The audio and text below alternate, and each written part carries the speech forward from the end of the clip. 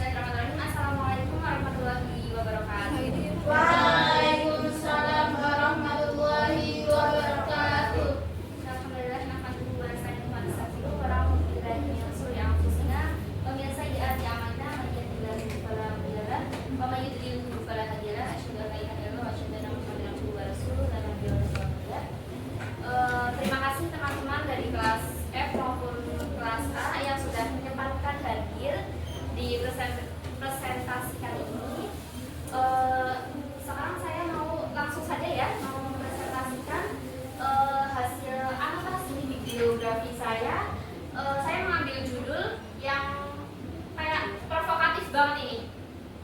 Dunia lebih indah tanpa sekolah. Ini pasti biasanya ya anak-anak PGSD itu banyak yang tidak setuju pasti. Nah, ini tulisannya Nana Martono. Oke, bisa langsung lanjut. Tadi belum perkenalan ya? Perkenalan dulu ya, saya balik pada saya. Buku ini hadir untuk mengungkap berbagai masalah dalam praktik persekolahan di Indonesia yang selama ini sering tidak disadari oleh masyarakat. Penindasan dalam pendidikan dianggap sebagai hal yang wajar, sehingga berlangsung terus-menerus tanpa ada perlawanan. Di sekolah yang seharusnya menjadi alat pembebasan justru berubah menjadi ruang yang mengekang dan menindas. Ini tentang kayak biasanya sekolah itu kayak memaksakan. Kayak kita sekolah itu terpaksa, nggak kayak kita semangat sekolah. Kayaknya biasanya mau lebih menarik daripada sekolah ya. Jadi ini kayak misalkan contoh satu penindasannya kayak pas di MPLS, MOS atau ospek. Kayak dulu kan sering banget ya kayak ospek itu dengan membawa nama kedisiplinan itu kita kayak dicaci maki sama tingkatnya ya, sering dihukum atau gimana. Itu termasuk juga dalam perpeloncoan. Boleh langsung ke bab yang pertama, referensi pendidikan nasional. Jadi saya nggak mengambil bab banyak, jadi kemungkinan 4 atau 3 karena emang ini yang paling menonjol di buku ini. Pendidikan merupakan aset penting dalam proses kemajuan bangsa dan peradaban. Namun sistem pendidikan di Indonesia belum mampu menjadi cermin kemajuan itu sendiri. Lembaga pendidikan belum menghasilkan kualitas yang mencerminkan keberhasilan bangsa. Masalah utama yang dihadapi adalah orientasi pendidikan yang lebih menekankan pada hasil dibandingkan proses. Guru dan murid dipaksa menyelesaikan tugas-tugas secara terburu-buru tanpa ruang dalam untuk belajar. Jadi gini, di refleksi pendidikan nasional itu kayak kita itu kayak yang tadi saya sampaikan, itu dipaksa dapat nilai bagus. Guru pun gitu, guru pun harus kayak cepet-cepet diburu-buru kayak dari sekolah itu kayak guru itu harus bisa muridnya nilainya tinggi gitu kan. Jadi nanti kalau misalkan ada siswa yang nilainya rendah, yang dipertanyakan juga gurunya.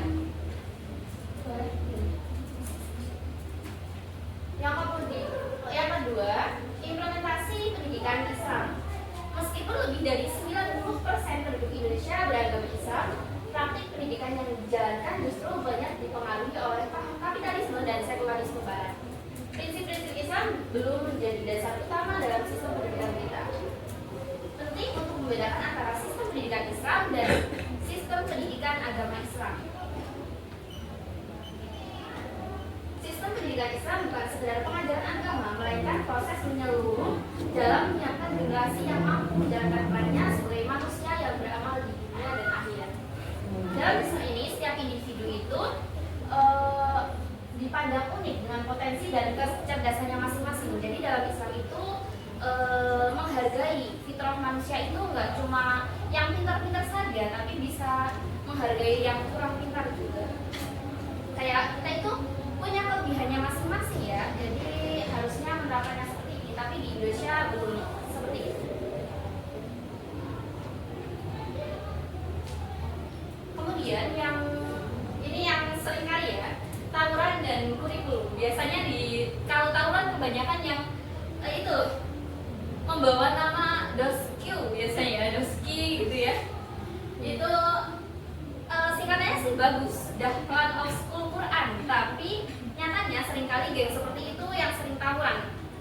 menonjol banget itu malah yang rescue tuh.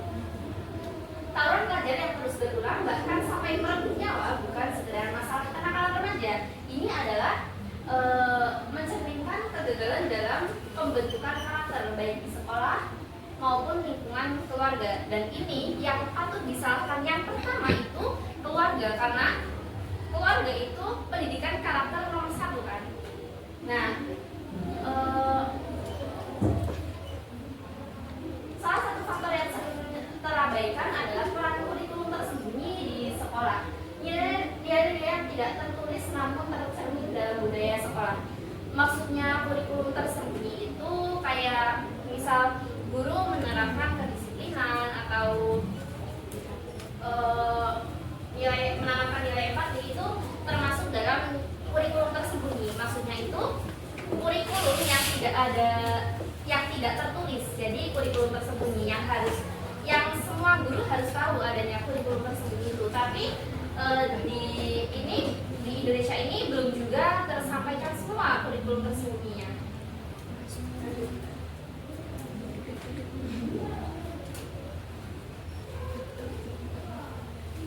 Ritual drama kekerasan. Jadi ini yang tadi disampaikan di awal tentang ospek dan mos. Pemberitaan tentang kekerasan dalam dunia pendidikan, khususnya saat masa orientasi sekolah. Kalau di kampus itu ospek, kalau di sekolah itu mos, kembali mengemuka dan memunculkan pertanyaan besar, mengapa kekerasan masih dijadikan bagian dari istilah perpeloncoan? Ini seringkali dilakukan dengan dalih melatih mental, disiplin, dan solidaritas. Namun kenyataannya tidak sedikit yang berdampak buruk bagi korban. Ironisnya, kekerasan tersebut terjadi di institusi ruang aman, Ironisnya, kekerasan tersebut terjadi di institusi pendidikan, di sekolah atau kampus yang seharusnya menjadi ruang aman, tempat tumbuhnya peserta didik, tempat tumbuhnya karakter-karakter yang bagus.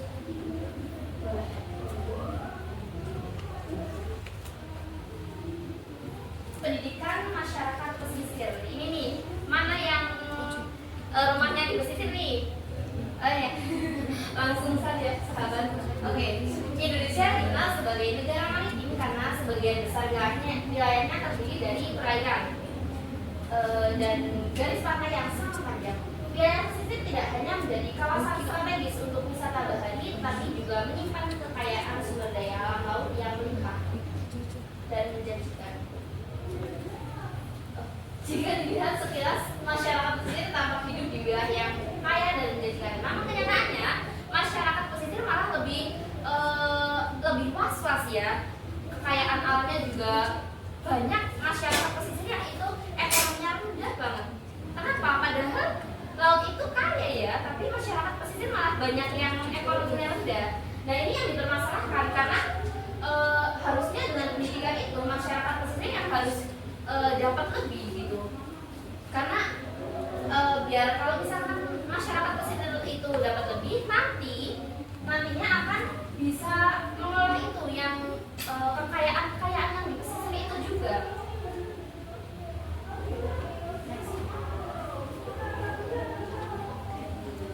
Kalau dilihat dari buku sekolah lebih indah, dunia lebih indah tanpa sekolah ya, kembali dari. Yang pertama, topik yang provokatif dan menarik. Judulnya sangat provokatif dan mengundang rasa penasaran, terutama karena bertentangan dengan pandangan umum bahwa sekolah adalah satu-satunya tempat pendidikan. Nah, kenapa awalnya saya mengambil judul ini? Ya karena itu. Kok kenapa dunia lebih indah tanpa sekolah? Saya penasaran di situ. Nah, kedua, kritik terhadap sistem pendidikan konvensional. Buku ini mengulas masalah penindasan dalam dunia persekolahan dan mengajak pembaca untuk memikirkan ulang konsep pendidikan yang selama ini berlaku. Kemudian yang ketiga, mendorong pemikiran kritis dan alternatif. Penulis mengajak pembaca melihat pendidikan dari sudut pandang lain seperti pembelajaran berbasis pengalaman, eksplorasi, dan kreativitas. Kemudian yang keempat, bahasa yang populer dan menggugah. Gaya penulisan Nanang Martono memancing diskusi dan refleksi mendalam. Karena itu buku ini itu penuh banget dikupas tuntas. Padahal ini dicetaknya udah lama, 2014 kayaknya. Kemudian kekurangannya, yang pertama judul yang bisa menimbulkan salah tafsir. Kalimat tanpa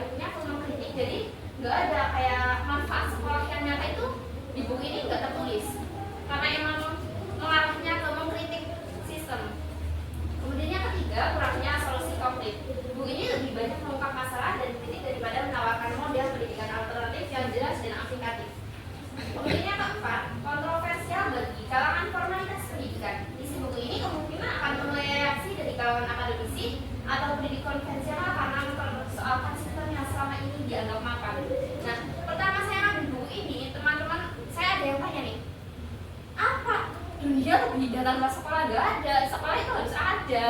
Gimana kalau nggak ada pendidikan gitu kan? Yuk, selanjutnya. Kesimpulannya, buku Dunia Lebih Indah Tanpa Sekolah merupakan karya yang berani dan menggugah pikiran, cocok untuk pembaca yang mengevaluasi ulang sistem pendidikan formal. Meskipun menghadirkan pandangan yang cukup kontroversial, buku ini penting sebagai bahan diskusi untuk membangun sistem pendidikan yang lebih adil, membebaskan dan konseptual. Pembaca diharapkan tidak hanya terpacu oleh judulnya, tetapi juga dapat memahami kritik yang disampaikan secara utuh dan menjadikan sebagai refleksi untuk perbaikan pendidikan. Nah, kalau misalkan kita cuma baca covernya tuh, kaget pasti. Kenapa dunia lebih indah tanpa sekolah? Oke, jika ada pertanyaan dipersiapkan. Boleh? Tadi yang putih. Assalamualaikum warahmatullahi wabarakatuh. Waalaikumsalam warahmatullahi wabarakatuh. Perkenalkan, nama saya Aldiana Rizka Putri, NIM 24809 dari kelas 2M. Izin bertanya, apa argumen utama yang disampaikan Nana Martono dalam buku Dunia Lebih Indah Tanpa Sekolah dan bagaimana ia mengkritik sistem pendidikan formal saat ini? Tadi pertanyaannya argumen utama ya yang disampaikan Nana Martono. Oke, langsung dijawab atau langsung dijawab aja ya. Dalam buku Dunia Lebih Indah Tanpa Sekolah, Nana Martono menyampaikan argumen bahwa sistem pendidikan formal saat ini telah kehilangan esensinya sebagai sarana pembebasan dan pengembangan potensi manusia.